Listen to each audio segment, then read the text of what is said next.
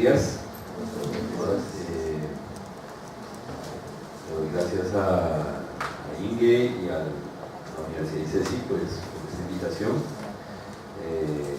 Quisiera aprovechar pues, también para rendir un pequeño homenaje al profesor Castelar, que pues, como ustedes saben partió este comienzo de semana y pues fue un amigo muy querido, un compañero de profesión de esta labor de docente, y pues no quería aprovechar el momento para pues, que todos lo recordáramos. Dicho esto, quisiera fijar mi intervención alrededor de 3 puntos, ¿no? Como bien lo introducía Inge, mi objeto de trabajo no ha sido tanto la reflexión epistemológica en tanto a la disciplina, y pues desde ahí es difícil como poder tener balances tan completos como los que ha hecho el profesor Grimson o Ernesto, ¿no? Entonces pues básicamente me voy a referir más a la trayectoria que he tenido en la disciplina y fundamentalmente a los trabajos que tengo. Desde ahí espero como poder dar algún aporte a este debate que nos suscita hoy. Entonces, en ese sentido creo que sí podría agrupar como los elementos de trabajo que he venido desarrollando. Son fundamentalmente 3 cosas que me parecen muy relevantes. Uno, cómo se produce la diferencia colectiva en el contexto del Estado-Nación colombiano, ¿no? Todo lo que se ha mencionado como identidad, etnicidad, etcétera, etcétera. Un segundo momento que tiene que ver como con esa fijación un poco disciplinar que tenemos los antropólogos, sobre todo con el espacio, ¿no? Que bueno, hoy ahí existen diferentes maneras de llamarlas, que es el territorio, ¿no? Y que pues a manera de introducción es, pienso yo y lo siento, una transformación que hemos tenido la disciplina antropológica colombiana con respecto a la fijación que teníamos hace unos años con la historia, ¿no? Pues y en casi todo el siglo XX el antropólogo era comúnmente historiador o una historia alternativa, por decirlo así, nombres un poco rimbombantes como en historia popular, etcétera, etcétera, pero hay una fijación con el tiempo. Siento yo que casi en el siglo XXI ha habido una relación cada vez más profunda con el espacio y lo que conocemos como territorio. Y un tercer aspecto que quisiera trabajar es la idea entre qué es lo nuevo, qué es lo viejo, o en otros términos con respecto a la antropología, qué es lo alternativo y qué es lo institucional, ¿no? Me gustaría terminar como alrededor de esa reflexión. Entonces, para comenzar, ¿cómo se produce la diferencia colectiva? Cuando hablamos de eso, como lo que nos enseñaron un poco en la academia antropológica, uno cuenta las cosas como por historias, ¿no? Entonces, en esto me gustaría un poco como contar la historia, cómo me formaron a mí en la antropología de la Universidad Nacional de Colombia para abordar este problema de la diferencia, ¿no? Y pues vienen muy rápidamente personajes, profesores que pues marcaron esa discusión, ¿no? Jaime Arocha, profesor Vasco, Pineda, Miguel Jimeno, etcétera, etcétera. Pero uno siempre elige, más o menos exige, escoge un pool como de personas y de perspectivas y más o menos se van caminando. En ese sentido, yo siento que salí un poco preparado de la Universidad Nacional en una cosa que era muy llamativa en ese momento, que era pues todo el ejercicio de militancia y de solidaridad con los procesos sociales. Entonces, el debate en torno a la diferencia social era un ejercicio mucho más, por llamarlo así, intelectual orgánico, de acompañamiento, de solidaridad con los procesos sociales. Creo que pues gran parte de eso fue un ejercicio de formación, a punto que ya un día me acuerdo mucho Vasco me dijo, otra vez usted en este curso, pues, porque ya, vaya y haga eso, vaya al campo, haga otra cosa, pero pues ya en el salón, ya. Entonces, poco con eso sale uno, y es difícil hacer como cortes disciplinares o cortes temporales porque las cosas no pasan de un lado a otro, sino muchas veces conviven. Durante mucho tiempo trabajé como docente luego, y pues esa fue una perspectiva que siempre ha estado presente, ¿no? La cuestión de cómo uno acompaña los procesos sociales, ¿no? Cómo la academia tiene una relación con el compromiso, con la militancia política. Bueno, se hicieron muchas cosas, el movimiento campesino, el sur de Bolívar, con el movimiento indígena, las ligas de resistencia social aquí en el Cauca, etcétera, etcétera. Finalmente, y esto para mí es muy indicativo, lo quisiera señalar, luego en la Universidad Javeriana empiezo a trabajar lo que se conoce como investigación aplicada, y creo que tiene mucho que ver con lo que decía Ernesto ahora, de cambiar un poco el rótulo de un poco investigador científico con unos lapsos de tiempo bastante grandes para construir problemáticas, para trabajarlas, a lo que sería un poco hoy se entiende como lo técnico más, desde la disciplina que para mí es como una especie de investigación aplicada, ¿no? Que tiene otros términos, otras referencias, y en ese sentido esa investigación aplicada la ha venido trabajando muy de la mano del Estado y el territorio, y los conflictos que se dan en torno al manejo del espacio. Les voy a contar una anécdota, y es luego de haber sido pues acompañante del proceso del CRIC en torno a las mingas de resistencia en el 2008, 2009, vuelvo en el 2010, 2011 con este trabajo con el Estado y la Javeriana, y me pareció muy importante estar en espacios donde uno como militante académico nunca está, porque pues uno está un poco en la construcción de un discurso y más o menos después uno pues como que la labor es sustentarlo, investigarlo, trabajarlo, etc.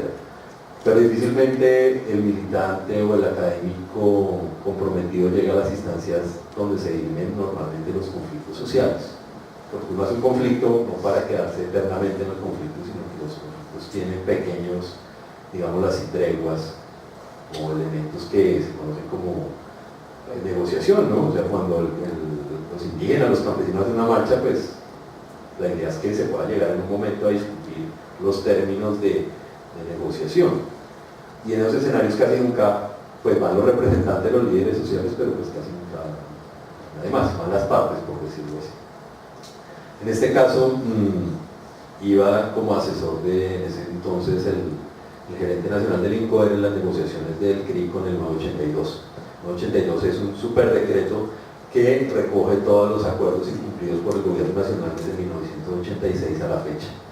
Entonces, pues hay un montón de acuerdos incumplidos. Y era para mí impresionante ver de parte del CRIC el manejo georreferencial y socioespacial de la información. Va al Estado y lo que hace el CRIC es presentar toda una plataforma web donde estaban todos los mapas y la interpretación territorial que el CRIC tenía con respecto al espacio y los acuerdos incumplidos.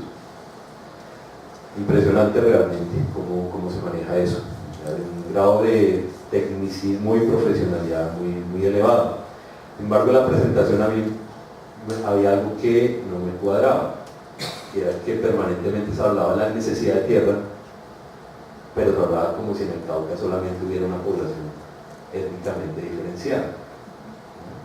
Obviamente eran las comunidades indígenas, y dentro de las comunidades indígenas como que todas las comunidades indígenas estaban en el CRIC, en el Cauca. Entonces, pues, de la manera como más respetuosa, alcé la mano y terminé diciendo que de un lado ahí faltaban otras comunidades indígenas que no estaban en el CRIC, notablemente pues las comunidades MISAC o guardianes, y segundo, que pues en el Cauca la necesidad de tierras también era de comunidades afrodescendientes y campesinas, y que pues eso había que tenerlo en cuenta. Obviamente, pues eso fue todo un problema, pues me sacan del escenario, pues se me acusó de múltiples epítetos, todos obviamente lejanos al solidario afectuoso, pero me pareció muy revelador y muy indicador, no para decir que el CRIC es malo, el poder del Estado, no, para nada. Pues estaban en un momento de negociación política muy sensible, Y pues eso era algo como que tal vez no había que decirlo en ese escenario, bajo las reglas de ese escenario, ¿no? Pero sí me llama mucho la atención finalmente estar en los espacios de otras perspectivas, ¿no? Donde normalmente, como decían anteriormente, los antropólogos no alcanzaban a estar o estaban de una manera bastante alineada, ¿no? Entonces, esa idea de cómo se produce la diferencia social, para mí está muy enmarcado en algo que el profesor Grimson mencionaba, y era la cuestión de las políticas multiculturales. Las políticas multiculturales, me acuerdo mucho, pues tiene un par de aguas que es el 1991, la Constitución, evidentemente. Sin embargo, me parece que en Colombia hemos tendido a pensar que el multiculturalismo o las políticas multiculturales son genéricas, son iguales en todo lado. Y a veces en la academia latinoamericana se tiende a pensar lo mismo. Cuando habla de multiculturalismo se habla como si fuera el mismo fenómeno, cuando pues el multiculturalismo latinoamericano está muy marcado por un momento, un contexto histórico, que es el contexto de la década de los 90, y por eso no es al azar lo que el profesor Grimson mencionaba, como que a veces se dice multiculturalismo y neoliberalismo, ¿se puede mencionar en una misma frase? No. De eso más o menos trató mi investigación doctoral, y pues mi conclusión es que el multiculturalismo colombiano no lo puede pensar si no entiende las políticas neoliberales. Están absolutamente imbricadas. La Constitución del 91 es casi la unión de una moneda con dos caras, que son esas, ¿no? De un lado, la descentralización y la pérdida un poco de responsabilidad del gobierno con respecto a sus autonomías, y de otra parte, unos derechos absolutamente complejos, importantes, y unas reivindicaciones que se venían perdiendo no solamente en el 90, sino casi toda la segunda mitad del siglo XX, ¿no? Entonces, en esa producción de la diferencia, a 20 años de esas políticas multiculturales, cada vez es más difícil uno solamente ser solidario de los indígenas o de los afrodescendientes o de los campesinos, que me acuerdo mucho en la nacional, pues uno escogía. Los indígenas tenían sus docentes que trabajaban ellos, los afrodescendientes tenían otros, y los campesinos, pues eso no hacía parte como del estudio antropológico, era como más bien los sociólogos, los economistas, la gente ahí que trabajaba eso, porque el campesino entendía su relación con el trabajo, ¿no? Pero hoy, y de hecho pues son famosas las cartas que iban y venían de uno y otro echándose quién era sujeto de derechos, quién no, etc. Pero hoy en día, cuando a 20 años eso realmente ha avanzado, y quizás el multiculturalismo colombiano en América Latina es el más refinado y avanzado, la consulta previa no existe regulada en otro país de América Latina que no está en Colombia, la tierra, en tanto titulación colectiva, la posibilidad de que salga del mercado de tierras no existe en Colombia, no existe en otro lado. Las gobernanzas y las autonomías indígenas y afrodescendientes a nivel constitucional son sumamente complejas, tanto así que pueden parar leyes nacionales como la Ley Nacional de Desarrollo, como la legislación minera, etcétera, etcétera. Entonces, cada tipo de decisión que toma un antropólogo en este sentido tiende a convertirse en una decisión a favor de alguien y en contra de un otro, ¿no? Y con un problema, y es que finalmente esas decisiones enmarcan políticas públicas, ¿cierto? Pero pues además enmarcan definiciones no solamente discursivas, sino territoriales. Y en eso, creo yo, gran parte del problema fue que los antropólogos, y hoy el afiche es bastante inclusivo, llegan los antropólogos, habían decidido irse de la política pública. Pero durante mucho tiempo, y el rol del ICANN durante los últimos quizás 15 años fue apartarse de eso. El rol del ICANN era un poco auspiciar la investigación. Los antropólogos nos enseñaron como que nosotros no podíamos decir nada sobre el otro porque el otro era suficientemente, era como metérsele en la cocina a los indígenas, los afros, los campesinos, o sea, como que uno no podía hablar del otro si no era lo que el otro autorizaba a decir. Pero en estos momentos ustedes ven cómo está el cauce. No sé si han visto los conflictos que hay entre los indígenas, NASA y la liberación de la Madre Tierra del Norte del Cauca, fundamentalmente en Corinto, ¿no? Problemas muy complejos, problemas que desencadenan no solamente en una lucha frontal con el Estado, sino que, como en el caso de San Rafael, entre indígenas y afrodescendientes por un territorio, donde cada quien está mirando cuál es el más ancestral, cuál tiene más derechos, ¿no? O entre indígenas y campesinos como en los Naranjos en Cabirío, donde pues, la decisión es cuál es el gobierno sobre un municipio, sobre el territorio. Entonces, en ese sentido, me parece a mí importante hablar que hasta qué punto es importante un sujeto o una rama o una disciplina que, sin dejar de ser militante políticamente, y eso me parece muy importante, pueda tener una idea de ver cada uno en su contexto, no solamente tener la necesidad de tomar un solo partido. Y a mí me parece interesante, y eso podría un poco resumir, ahí en el Instituto de Estudios Interculturales de la Javeriana lo hablamos todo el tiempo, que en ese rol, por decirlo así, es siempre acusado de subversión. ¿Por qué? Porque pues está la subversión de uno, del otro, etc. Y pues dependiendo de la versión que uno cuente, pues se marca políticamente. Entonces, ¿hasta qué punto esas discusiones epistemológicas, científicas, hoy en la cuestión técnica cada vez más a los sujetos antropólogos les piden más esa labor? ¿Cómo hacerlo? No lo va a tener mucho tiempo, pero quisiera mostrar algunas cosas que me parece que pueden ser importantes. Aquí tenemos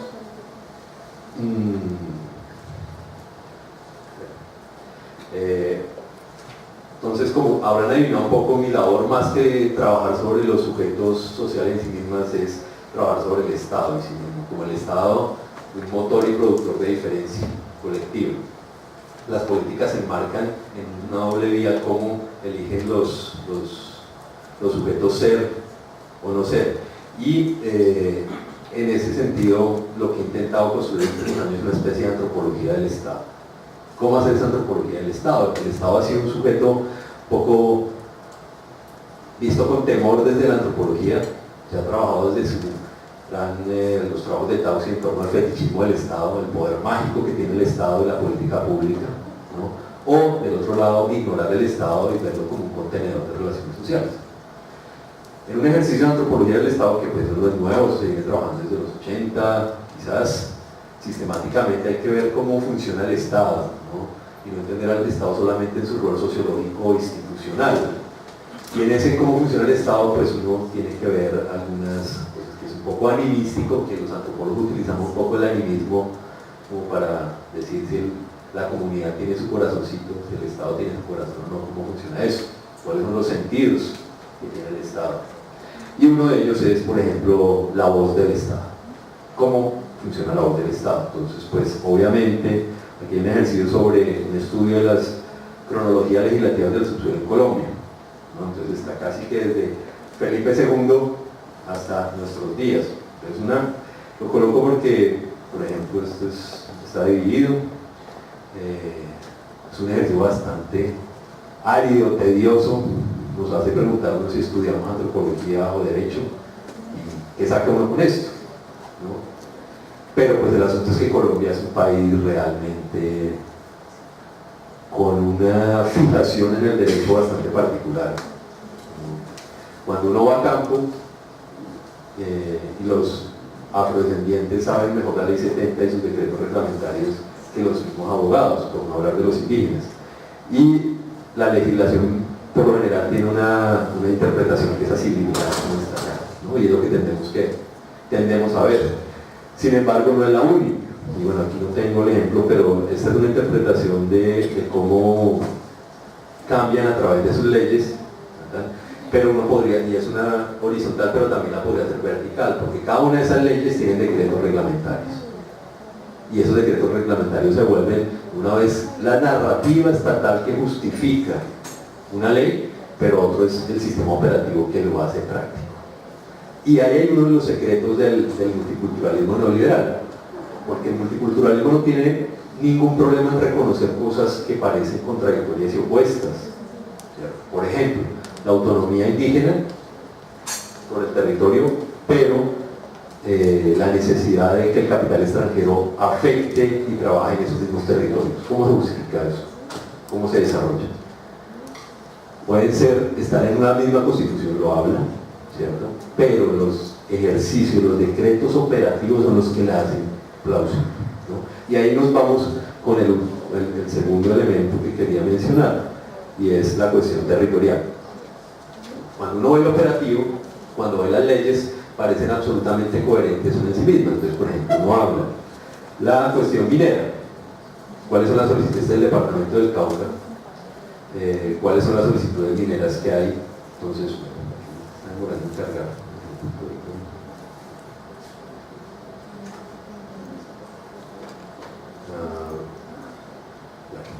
¿Cuál es el uso del suelo? Aquí tenemos, por ejemplo, todo el frente de expansión cañero. ¿Cuáles son las legalizaciones, las solicitudes mineras? Y eso es expresión de una orden, de una voz del Estado, ¿no?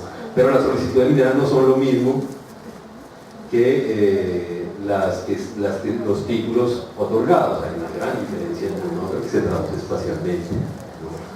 Y si uno va a ver, eso debería ser absolutamente, lo que está coherente en la ley debería tener un correlato espacial. Sin embargo, si uno mira cuáles son los resguardos indígenas, evidentemente hay un traslape territorial, ¿no? O sea, los resguardos indígenas, en teoría, no deberían estar traslapados con la cuestión minera, porque es un ordenamiento territorial y legislativo diferente. Sin embargo, en la práctica es evidente que sí.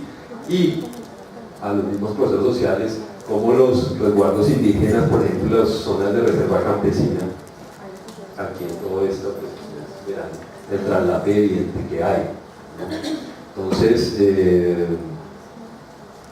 me parece que es importante ver esos correlatos socioespaciales, son una voz de cómo también el Estado está viendo, ¿no? Una voz cómo el Estado habla a través de la ley y cómo ve, ¿no? Ve un poco ciego, de cierta manera, como tiene unos problemas de miopía evidentes, porque pues está haciendo todo el tiempo traslapes, que pues para él sus leyes no son traslapes, pero que en el territorio evidentemente producen conflictos. Y de ahí podemos ir a ver un poco, estos son como esos punticos rojos que aparecen, cuáles son los conflictos territoriales que han venido apareciendo entre comunidades indígenas, afrodescendientes y campesinas en el departamento del Cauca, ¿no? Bueno, no va a tener el tiempo, evidente, pero pues son las zonas de frontera donde hay esos traslapes, ¿no? Donde se traslapan poblaciones indígenas, campesinas y afrodescendientes, donde emerge, y esta es toda la frontera indígena campesina, si se ve acá, y esta es la frontera campesina, indígena y afrodescendiente en el norte, ¿no? Esa es una forma de entender los conflictos. Y ya para terminar, pues quería mencionar la cuestión de qué es lo alternativo y lo institucional en ese sentido, porque, y esto a modo muy respetuoso, se supone, como dice el profesor Grimson, que la antropología nos enseña a ser descentrados, pero en mi corta trayectoria profesional yo tengo a pensar que los amigos más ortodoxos y menos descentrados que conozco son los antropólogos, ¿no? Un poco menos capaces de asumir la diferencia y a defender la diferencia radical, tienden a volverse con un extraño efecto ahí que uno no acaba de entender, ¿no? O sea, se supone que nos preparan para la diferencia, pero dígale a un indigenista que comprenda al campesino, eso es como echarle un poco la madre, y sucesivamente, ¿no? Entonces, me parece interesante eso, ¿no? Un poco, me parece que esa ortodoxia y esa interdisciplinaridad no puede ser, como dice el profesor Grimson, una receta, ¿no?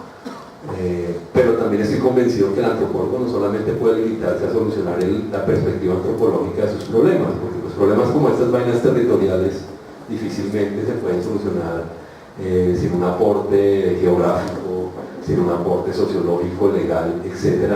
Y yo tendería a pensar que esa interdisciplinaridad contemporánea, esa necesidad de tener una técnica o de afinar las técnicas más allá de la etnografía, es que el antropólogo debería ser capaz de plantearse y de actualizar cuáles son los problemas que la sociedad tiene y ver cuáles, más allá de perpetuar un discurso antropológico, son las soluciones a esos problemas que la sociedad le demanda participar.